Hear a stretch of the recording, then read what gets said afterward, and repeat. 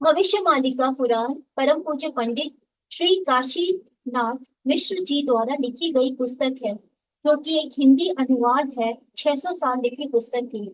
आप भी इसकी एक कॉपी ऑर्डर कर सकते हैं अथवा इस ऑडियो बुक को भी सुन सकते हैं। इस ऑडियो बुक का उद्देश्य पंडित जी की बातों को जन जन तक पहुंचाना है। कृपया लाइक और शेयर कर आप भी इस कार्य में अपना सहयोग प्रदान करें। धन्यवाद। कलयुग का अंत होने के लक्षण। कलयुग का अंत हो चुका है और इस तथ्य को प्रमाणित करने के लिए महापुरुष पंच सखाओं ने भविष्य मालिका ग्रंथ में स्पष्ट रूप से बहुत सारे लक्षणों का निम्न प्रकार से उल्लेख किया है। मानव सभ्यता में आने वाले परिवर्तन। मानव समाज में बहुत सारे नारी और पुरुष में वंध्या दोष दिखाई देंगे, जिसके कारण उनके संतान पैदा नहीं होंगे। नारी और पुरुष का लिंग परिवर्तन संभव होगा और बहुत सारे लोग अपना लिंग परिवर्तन करेंगे। कामना, वासना, स्वार्थ और धन के लालच के चलते पुत्र अपने माता पिता की हत्या करेंगे। समाज में संयुक्त परिवार की परंपरा का विलोप हो जाएगा। न केवल भाई भाई अलग घर में रहेंगे, बल्कि पति पत्नी भी अलग घर में रहेंगे। वृद्ध माता पिता को पुत्र अपने घर से धकेल कर बाहर निकाल देंगे और वृद्ध माता पिता अकेले या वृद्धाश्रम में रहेंगे। मनुष्य हर समय व्याधि से पीड़ित होकर केवल दवा के सहारे जीवन बिताएंगे। समाज में मांसाहारियों, शराबियों, तंबाकू सेवन करने वाले और नशा करने वाले लोगों की संख्या बहुत अधिक बढ़ जाएगी। संसार में गर्भपात और भ्रूण हत्या के पाप बड़ी संख्या में बढ़ जाएंगे। संसार में दूसरी पत्नी की संख्या बहुत बढ़ जाएगी। पति पत्नी के बीच पवित्रता नहीं रहेगी। मानव समाज देवताओं की पूजा नहीं करेंगे। पुत्र अपने मित्र माता पिता को पिंड दान नहीं करेगा। माता पिता की अंतिम क्रिया में पुत्र योगदान नहीं करेंगे। विधवा महिलाएं भी अंतिम संस्कार करेंगी और पिंड दान करेंगी। पुरुष और पुरुष के बीच शादी होगी। स्त्री और स्त्री के बीच शादी होगी। भाई बहन के बीच शादी होगी। कहीं कहीं पर पिता अपनी बेटी के साथ गलत संबंध रखेंगे। पुरुष मलेच्छ केश धारण करेंगे और महिलाएं बहुत कामुक और मलेच्छ रूप धारण करेंगी। पुरुष भी संतान प्रसव करेंगे। पुरुष सिर के ऊपरी हिस्से में बाल रखकर कान के ऊपर के हिस्से से बाल काट देंगे। मामी और भांजे के बीच में शादी होगी। चाची और भतीजे के बीच में शादी होगी। सास और दामाद के बीच प्रीति होगी। मामा अपनी भांजी के साथ घर बसाएंगे। सभी लोग पश्चिम सभ्यता को अपनाएंगे और उसी के अनुसार वेशभूषा धारण करेंगे। विवाहित स्त्रियां अपने माथे पर सिंदूर और हाथ में चूड़ी नहीं पहनेंगी। कलयुग में कोई भी मनुष्य अपनी 100% आयु का भोग नहीं कर पाएगा। गीता, भगवत शास्त्रों और पुराणों को छोड़कर मानव समाज काम शास्त्र का अध्ययन करेगा। लोग माता तुलसी की पूजा करना बंद कर देंगे। लोग ग्राम देवी, कुल देवी की पूजा करना बंद कर देंगे। समाज में मिथ्यावादियों की संख्या बहुत बढ़ जाएगी। पापी, भ्रष्टाचारी और अज्ञानी लोगों के समाज में बड़ा सम्मान मिलेगा। विवाह में कोई ऊंच नीच, जाति अजाति, धर्म और वर्ण का विचार नहीं रहेगा। कम उम्र के पुरुष बड़ी उम्र की नारी से शादी करेंगे। ज्ञानी सज्जन गायत्री मंत्र को छोड़कर जादू टोना आदि विद्या का पाठ करेंगे। रक्षक ही भक्षक बनेंगे। बाज अनाज खाएगा। संसार में वेद मार्ग का उच्छेद विलोप होगा। औरतें अपने बाल खुले छोड़कर घूमेंगी। युवा नारी नंगी होना और अंग प्रदर्शन करना पसंद करेंगी। नारी अपना शरीर बेचकर पेट पालने लगेगी। कलयुग के अंत में राजा शासन नहीं करेंगे। मनुष्य एकादशी का व्रत रखेंगे, लेकिन मांसाहारी भोजन करेंगे। कुछ लोग निर्मल्य जगन्नाथ जी के महाप्रसाद के साथ शराब और मांस खाने लगेंगे। लोग असमय में आहार विहार और निंद्रा करेंगे। मनुष्य द्वारा असमय में रति करने की वजह से कोख में ही संतान की मृत्यु होगी। बालक बालिकाएं गुप्त में गर्भ नष्ट करेंगे। पुरुष पराई स्त्री का हरण करेंगे, रमण करेंगे। संसार में सभी परिवारों में अशांति का वातावरण दिखेगा। प्रकृति और पंचभूतों में आने वाले परिवर्तन। मध्य रात्रि में कोयल गीत गाएगी। असमय में आम के पेड़ में फूल आने लगेंगे। असमय में नीम के पेड़ में फूल और फल आने लगेंगे। अलग अलग वृक्ष में व्यतीत कर्म से जो होना चाहिए उसे अलग फल फूल आएंगे। बांस के पेड़ में धान उगेंगे। खेत में ही अनाज को कीड़े लग जाएंगे। कहीं कहीं पर खेती में ज्यादा और कम उपज होने से फसलों में कमी आएगी। अनेक स्थानों पर दुर्भिक्ष और अकाल पड़ेगा। वज्रपात वज्र वज्रपात पात से बहुत मनुष्यों और जीव जंतु मरेंगे। गौ माता की अकाल मृत्यु होगी। मनुष्य और जीव जंतु में अनजानी बीमारियां फैलने लगेगी। पृथ्वी पर 74 प्रकार की महामारियां फैलेंगी। ऋतुओं का असमय परिवर्तन होगा और केवल 13 दिनों में 6 ऋतुओं का अनुभव हो जाएगा।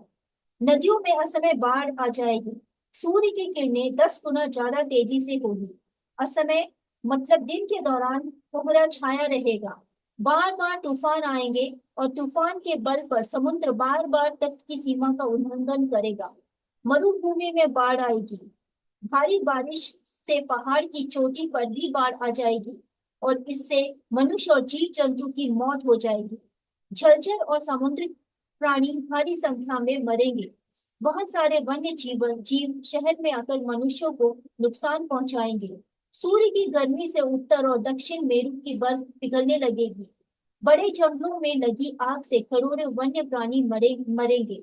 पृथ्वी के कोने कोने में हर महीने हर दिन भूकंप महसूस होगा। दिन में सियार कराहेंगे। मुर्गे के मृगत का रंग लाल से सफेद हो जाएगा। वैसाखी के महीने में भी कमल खिलेगा। चारों दिशाओं में धुआं सा दिखने लगेगा। पृथ्वी के समतल और पहाड़ी क्षेत्रों में बादल फटकर बारिश होगी। हर महीने पृथ्वी की किसी न किसी जगह पर आंधी तूफान चक्रवाती तूफान आएंगे। पृथ्वी में बहुत सारी नई और सुप्त ज्वालामुखियां जागृत होने लगेगी। ग्रह और नक्षत्रों में आने वाले परिवर्तन। चंद्रमा की किरणें धुंधली दिखाई देंगी। सूरज की किरणें बहुत तेज होंगी। बार बार 13 दिन के पखवाड़े आएंगे। बार बार आकाश से उल्का पिंड गिरेंगे। बहुत बार एक ही दिन में अमावस्या और संक्रांति होगी। बहुत बार एक ही दिन में पूर्णिमा और संक्रांति भी होगी। एक पक्ष के अंतर में ही अमावस्या पर सूर्य ग्रहण और पूर्णिमा पर चंद्र ग्रहण दिखाई देगा।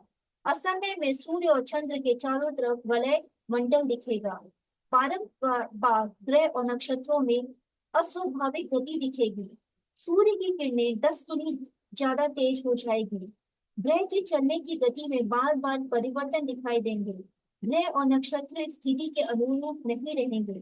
7 दिन और 7 रात तक सूर्य और चंद्रमा नहीं दिखाई देगा और अंधेरा रहेगा। बाद के समय में भगवान काल्की के द्वारा नया सूरज नया चंद्रमा और नए नक्षत्रों की स्थापना हुई। आध्यात्मिक परिवर्तन। बहुत सारे मंदिरों के ऊपर वज्रपात होंगे। कहीं कहीं पर वज्रपात से मंदिरों के ध्वज जल जाएंगे। विभिन्न मंदिरों से चोरी और लूट खसोट की ऐसी होगी कि मंदिरों से मूर्तियां भी चोरी हो जाएंगी। मंदिर के अंदर भी लोग दुष्कर्म करेंगे। कई पुजारी मांसाहार और सुरापान करके मंदिरों में पूजा करने लगेंगे। कई दर्शनार्थी भी मांसाहार और सुरापान करके मंदिरों में प्रवेश करेंगे। विभिन्न मंदिरों और आध्यात्मिक स्थानों पर आध्यात्मिक वातावरण नहीं रहेगा। देवी देवताओं के रहते हुए भी मंदिरों की सुरक्षा और देखरेख नहीं होगी। स्थान स्थान पर देवी देवताओं की पूजा नहीं की जाएगी। इन सब पाप कर्मों की वजह से देवी देवता गांव छोड़कर चले जाएंगे। गुरु शिष्य और साधु संत लोगों की रूपरेखा। अपने पेट पालने के लिए बहुत से लोग गुरु परंपरा की शुरुआत करेंगे। गुरुओं को शास्त्र पुराण का ज्ञान नहीं होगा। तंत्र साधना करके कुछ लोग अपने अपने आप को गुरु कहलाएंगे। भूत प्रेत पिशाच के निराकरण करने वाले ओझा का काम करने वाले समाज में बड़े गुरु कहलाए जाएंगे। गुरु परंपरा में मांसाहार और सुरापान को बढ़ावा दिया जाएगा। बड़ी जाति के कहलाने वाले लोग हाथ में जाल और लाठी लेकर मछली पकड़ने लगेंगे और कसाई के काम करेंगे। ब्रह्मचारी लोग ब्रह्मचर्य का पालन नहीं करेंगे। पिता माता के द्वारा दिए गए नाम को बदलकर उसके आगे संत, स्वामी, दास, महाराज आदि उपाधि जोड़कर लोग अपने आप को ठाकुर, महापुरुष कहलाएंगे। नारंगी और गेरुआ वस्त्र धारण करके अपने आप को गुरु कहलाएंगे। जंगल काट कर बिलों की पूजा करके उसको भगवान के स्वप्रदेश बोलकर झूठी महिमा का प्रचार करेंगे। गुरु कहलाने वाले लोग शिष्या के साथ शादी करेंगे, उनको अपनी पटरानी कहेंगे। गुरु लोग अपने आप को भगवान का अवतार बताकर आत्म घोषणा करेंगे। नकली शंख चक्र दिखाकर अपने आप को भगवान का ही बोलकर लोगों को लूटते रहेंगे। गुरु कहलाएंगे लेकिन लालच देकर शिष्य की पत्नी का गमन करेंगे। अपने को गोपाल का शिष्य और गोपी कहकर अपनी काम वासना की पूर्ति करेंगे। गुरु अपने को भगवान नारायण बताकर शिष्य को मुक्ति देने का लालच देकर चरण सेवा करवाएंगे। अपने सर पर जटा बांधकर अपने को संत कहलाएंगे और लोगों को लूटते रहेंगे। अनपढ़, गंवार और आलसी लोग अपने को भगवान का दास कहलाएगा और कंधे में जनेऊ धारण कर लोगों को ठगने लगेगा। गुरु लोग चुन चुन कर धनिक शिष्य इकट्ठा करेंगे। गुरु कहलाने वाले लोग शिष्य शिष्या की संपत्ति में से ऐशो आराम करेंगे। शिष्य शिष्या के धन दौलत, सोना चांदी आदि धातुओं की दक्षिणा लेकर वैकुंठ में स्थान देने का झूठा नाटक करेंगे। सुंदरी नारियों को विभिन्न प्रलोभन देकर शीशा बनाकर अपनी काम वासना की पूर्ति करेंगे। इस प्रकार युग के अंत में संसार में बहुत सारे परिवर्तन होंगे और उलट पलट चीजें होने लगेंगी। भविष्य पालिका में महापुराण पंचसखाओं ने कहा है कि कलयुग संपूर्ण खत्म होने पर ये सब लक्षण दिखाई देंगे। आज लगभग सभी लक्षण हमें देखने को भी मिलते हैं। इनमें से कुछ ही लक्षण के प्रमाण मिलने बाकी हैं। अतः हम यह कह सकते हैं कि कलयुग संपूर्ण रूप से खत्म हो चुका है और यह संगम युग या युग संध्या का समय चल रहा है। धन्यवाद।